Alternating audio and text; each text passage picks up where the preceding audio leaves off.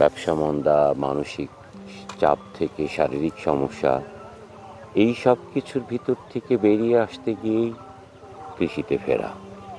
অল্প কটা দিন বাঁচি আমরা, এত যুদ্ধ না করে একটু প্রকৃতির মায়ে থেকে, খাঁটি নির্ভেজাল জীবন থেকে যদি দুটো দিন বাঁচা যায়, সত্যি তা কতই না ভালো হয়। হঠাৎ করে কেন মনে হলো যে কৃষির সাথে সমৃদ্ধ হতে হবে এবং কৃষি নিয়ে কাজ করতে হবে? মনে হওয়ার পিছনের প্রধান কারণ তো আমি বললামই যে এটা আমার শারীরিক এবং মানসিক সুস্থতার প্রধান গুরুত্ব দিয়ে। আচ্ছা। আর কৃষিতে যে আত্মতৃপ্তি আছে, একটা বীজ আপনি আজকে বুনলেন, সেটা আপনার চোখের সামনে প্রত্যেক দিন বড় হচ্ছে, একটা সময় ফুল থেকে ফল, সেই ফল পরিপক্ক, তারপর আপনার ঘরে অথবা বাজারে, যেখান থেকে বিনিময় মূল্যে আপনার পকেটে টাকা, এর আত্মতৃপ্তি মানে অসীম।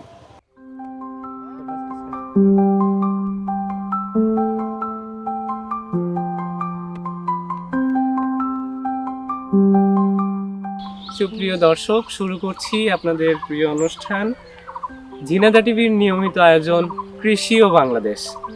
আজকে আমাদের অতিথি হিসেবে আছে একজন প্রান্তিক কৃষক, তার নাম হচ্ছে মাজেদ রহমান।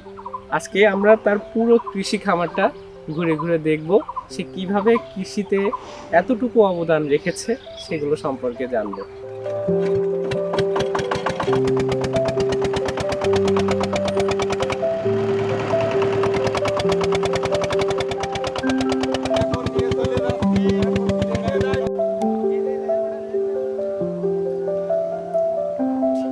আপনাকেও অসংখ্য ধন্যবাদ আমার এই ক্ষুদ্র প্রয়াসটা ঘুরে দেখার জন্য। আমি সত্যি আনন্দিত।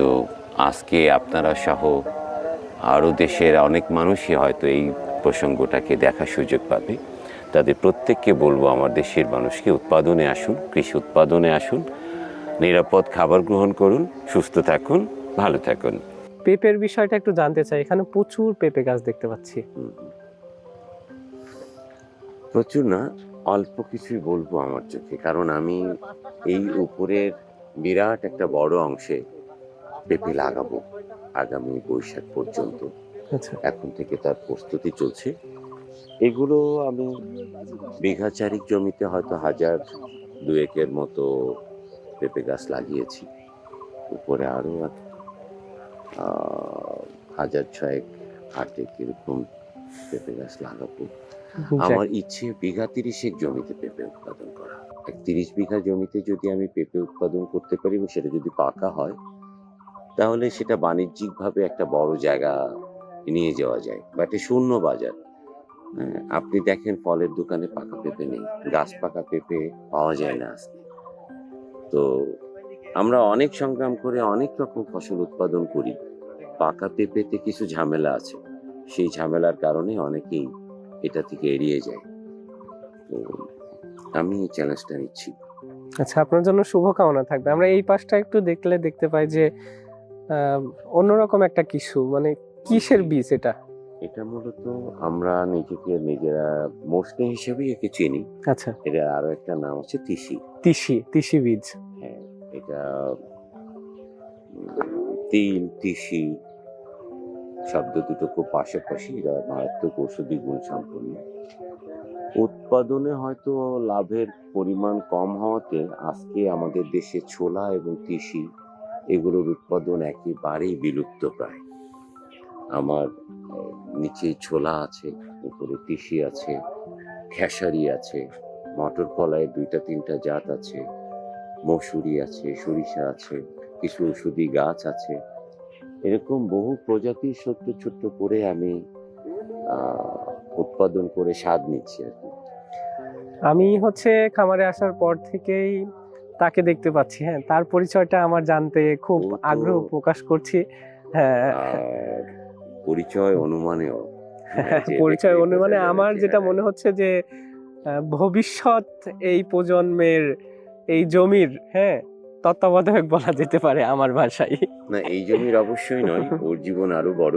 আচ্ছা। তো ও একেবারে শুরুর দিন থেকে আমি এই কাজটা, এই জায়গাটাতে জমিটা নিয়ে কাজ করব কি না, সেই ব্যাপারে পরামর্শ সহযোগিতা শুরুর দিন থেকেও ছিল, আজকে পর্যন্ত আছে।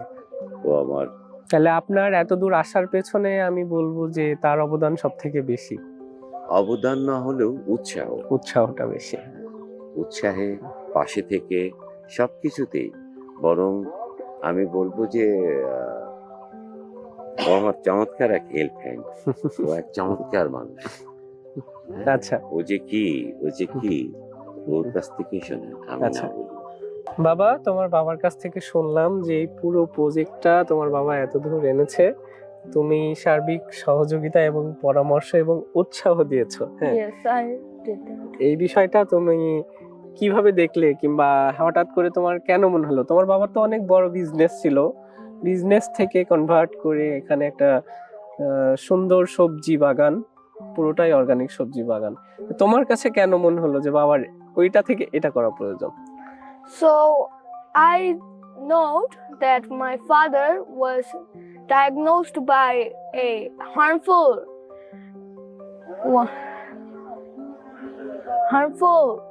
rogue, and I wanted to come here. I wanted to work here. That's why I told father to do this. আচ্ছা দর্শক, আপনারা শুনলেন যে ওর বাবা এই সবজি ক্ষেতটা তৈরি করেছে তার আত্মশুদ্ধি এবং আত্মতৃপ্তির সাথে। আর ওর উৎসাহ দেওয়ার কারণ যে ওর বাবা যেটা পছন্দ করেছে সেটার প্রতি ও যদি উৎসাহ দেয় তাহলে ভালো কিছু সম্ভব, সেটার কারণেই। আমরা এতক্ষণ ছিলাম আমাদের অনেক প্রিয় একজন কৃষক বলবো আমি এখন এই মুহূর্তে, ঝিনাইদহের স্বনামধন্য একজন বাচিক শিল্পী, যার কথা আমাকেও মুগ্ধ করে, ঝিনাইদহবাসীকে মুগ্ধ করে। তার প্রশংসা করতে গেলে আসলে অনেক কিছু বলতে হয়, এই মুহূর্তে সবকিছু বলা সম্ভব হচ্ছে না। তো আমরা এতক্ষণ উপস্থিত ছিলাম মাজেদ ভাইয়ের অর্গানিক সবজি খামারে, কৃষি ও বাংলাদেশ অনুষ্ঠানে আপনাদের সবাইকে স্বাগতম জানিয়ে এবং ঝিনাইদহ টিভির পক্ষ থেকে শুভেচ্ছা অভিনন্দন জানিয়ে আজকের মতন বিদায় নিচ্ছি। আমরা আবারও কখনো অন্য কোথাও অন্য কোনো সবজি খামারে আপনাদেরকে নিয়ে যাব, ঘুরিয়ে দেখাবো অন্য কোনো প্রজেক্ট। ততদিন ভালো থাকবেন, সুস্থ থাকবেন, ঝিনাইদহ টিভির সাথে থাকবেন। ভাই, ঝিনাইদহ টিভির সাথে থাকার জন্য আপনাকে অসংখ্য ধন্যবাদ। আপনাকেও এবং ঝিনাইদহ টিভিকে অসংখ্য ধন্যবাদ আমার এই ক্ষুদ্র প্রয়াসটাকে সাধারণের সামনে তুলে ধরতে। দর্শক শ্রোতা যারা আছেন সকলের জন্য শুভকামনা এবং দোয়া প্রার্থনায়, আগামী সম্ভাবনায় আমাদের জন্য দোয়া প্রার্থনায়। ভালো থাকবেন, আল্লাহ হাফিজ।